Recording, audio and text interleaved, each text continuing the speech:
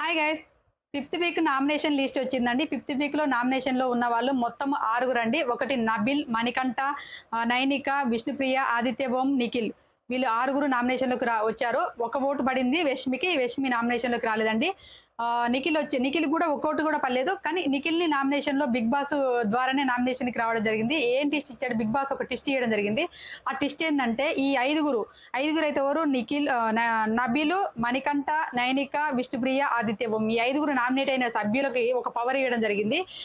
Nomination కాని సభ్యులను ఒకరిని నామినేట్ చేయమని చెప్పేసి పవర్ ఇవ్వడం వల్ల నిఖిల్‌ని నామినేషన్ చేసినట్టుగా తెలుస్తుంది. ఈ ఐదుగురు కలిసి నిఖిల్‌ని నామినేషన్ చేసినట్టుగా తెలుస్తుంది. ఈ ఐదుగురిని ఎవరు ఏ కారణాలతోని నామినేషన్ చేశారనేది నేను నెక్స్ట్ వీడియోలో చెప్తాను.